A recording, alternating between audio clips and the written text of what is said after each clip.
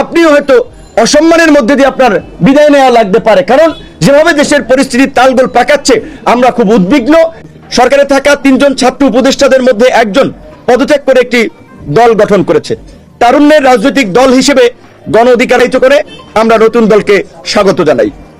তবে গণ অভ্যুত্থানকে কেন্দ্র করে গুটি কয়েক ছাত্র নেতা সরকারের নিয়ন্ত্রণ থেকে শুরু করে প্রশাসনের অযাচিত হস্তক্ষেপে সরকারি লাইনটা আমি আবার একটু বলছি। তবে গণ অভ্যুত্থানকে কেন্দ্র করে গুটি কয়েক ছাত্র নেতা সরকারের নিয়ন্ত্রণ থেকে প্রশাসনের বিভিন্ন জায়গায় অযাচিত হস্তক্ষেপে সরকারি কর্মকর্তা কর্মচারী সহ জনগণের মধ্যে একটা অস্বস্তি তৈরি হয়েছে। যেহেতু আন্দোলনের পরিচিত মুখ থেকে সেহেতু সরকারের নিরপেক্ষতা বজায় রাখা ও জনগণ সহ রাজনৈতিক নেতৃবৃন্দের আস্থা ধরে রাখতে সরকারে থাকা অন্য 2 ছাত্র উপদেষ্টা সহ সরকারের প্রতিনিধিত্বকারী সকল ছাত্রদের পদত্যাগের আহ্বান জানাচ্ছি।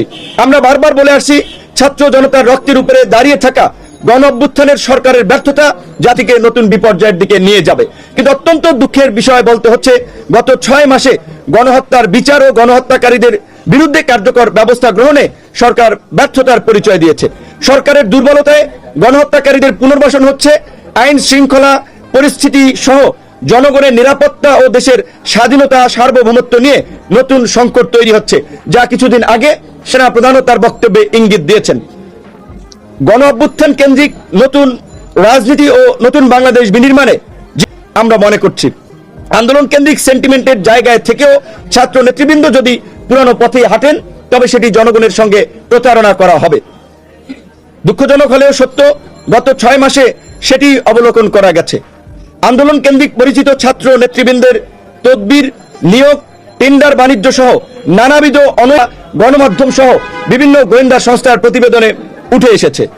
এমনকি গতকালকের নতুন দলের আত্মপ্রকাশ অনুষ্ঠানেও জেলা প্রশাসকের মাধ্যমে চিঠি দিয়ে ঢাকায় লোকবল সরবরাহে আসতে নোটিশ প্রদান করা, গাড়ি সরবরাহে মালিক সমিতি ও পরিবহন সংশ্লিষ্টদের উপরে চাপ প্রয়োগ করা, যা সম্পূর্ণ অনৈতিক ও অগ্রহণযোগ্য। বৈষম্য বিরোধী আন্দোলন বা জুলাই গণ অভ্যুত্থান কোন একক রাজনৈতিক নেতৃবৃন্দের সময়োপযোগী পদক্ষেপ, ছাত্র জনতার স্বতঃস্ফূর্ত অংশগ্রহণ ও সম্মিলিত প্রচেষ্টার মাধ্যমে এই গণ অভ্যুত্থান সংগঠিত হয়। কাজেই জুলাই গণ অভ্যুত্থানকে মুক্তিযুদ্ধের আওয়ামী চেতনার বয়ানের মতো কোনো অসত্য বিভ্রান্তিমূলক ন্যারেটিভ তৈরি না করতে সামগ্রিক পরিস্থিতিতে সরকারের কাছে আমরা নিম্নোক্ত প্রধান উপদেষ্টার কাছে আমরা নিম্নোক্ত 4টি দাবি জানাচ্ছি। 1 নম্বরে জাতীয় ঐক্যমতের ভিত্তিতে গণ অভ্যুত্থানের অংশীজনদের নিয়ে উপদেষ্টা পরিষদ পুনর্গঠন। 2 নম্বরে আহতদের সুচিকিৎসা ও পুনর্বাসন এবং শহীদ পরিবারকে যথাযথ ক্ষতিপূরণ ও পুনর্বাসন। 3 নম্বরে গণহত্যার বিচার ও আওয়ামী লীগ নিষিদ্ধে যথাযথ পদক্ষেপ গ্রহণ। 4 নম্বরে জাতীয় ঐক্যমতের ভিত্তিতে দ্রুত সময়ের মধ্যে রাষ্ট্র সংস্কার সম্পন্ন করে জাতীয় নির্বাচনের আয়োজন। আমাদের আজকের এই লিখিত বা চলমান পরিস্থিতি সহযোগিতা এবং ধৈর্যের জন্য অসংখ্য ধন্যবাদ এবং কৃতজ্ঞতা জানিয়ে আপনাদের বিশেষ কোনো মন্তব্য না থাকলে আমাদের সংবাদ সম্মেলন শেষ করতে চাই। আপনি দীর্ঘদিন ছাত্র রাজনীতির সাথে ছিলেন, আপনার অনুসারীরাই এই আন্দোলনে অংশ নিয়েছে, বড় একটা প্রেক্ষাপট তৈরি করেছে, তারা এখন সরকারি উপদেষ্টা যারা আপনারই অনুসারী একসময় ছিলেন, এই মানুষগুলো এখন রাজনৈতিক দল করেছে। আবার গতকালকে দেখলাম আপনার দল থেকেও আপনার একটা ভাইটাল পোস্টের একজন মানুষ ওই দলে গিয়ে জয়েন করেছে। এই মুহূর্তে আপনি বলছেন যে আপনি রাজনৈতিক দলগুলোর মধ্যে থাকবেন। আমরা গতকালকে জাতীয় নাগরিক প্রোগ্রামে দেখলাম সমস্ত রাজনৈতিক দল বিএনপি সহ তারা সেখানে অংশ করছেন ছাত্র রাজনীতি। আপনারা কি কিছুটা এই নাগরিক পার্টির উদ্ভবের কারণে আপনারা কনফিউশন হয়ে গেলেন কিনা? ধন্যবাদ। আপনার প্রশ্ন আমরা বুঝতে পারছি। আর কারো প্রশ্ন? গতকালকে অনেককে দাওয়াত দেওয়া হয়েছে, আবু সাইদের পরিবারের কাউকে দাওয়াত দেওয়া হয়নি এবং এটি নিয়ে আবু সাইদের ভাই ক্ষোভ প্রকাশ করেছে সামাজিক যোগাযোগে।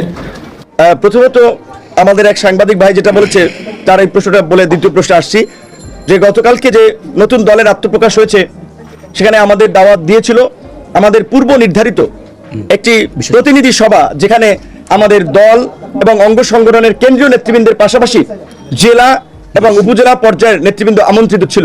কাজেই সাংগঠনিক বিবেচনায় আমাদের সেটি গুরুত্বপূর্ণ ছিল।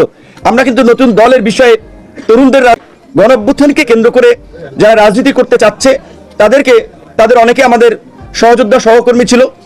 আমাদের কিছু নৈতিক জায়গা থেকে আদর্শিক জায়গা থেকে তাদেরকে আমরা সুপরামর্শ দিয়ে আসছি, আমরা ভবিষ্যতেও দিব। কিন্তু আমরা শেখ হাসিনাকে বলেছিলাম যে সরকারের থেকে